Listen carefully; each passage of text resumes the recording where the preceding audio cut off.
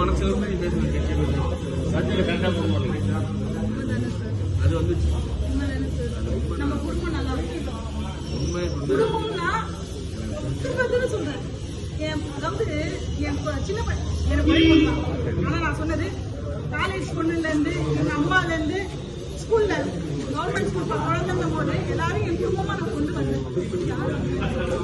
உங்க சீக்கிரம் வந்தா யாரையும் இந்த மாதிரி பண்ண முடியாது. சொல்றேன் எனக்கு சரி தருவோம் ஆரம்பமா சரி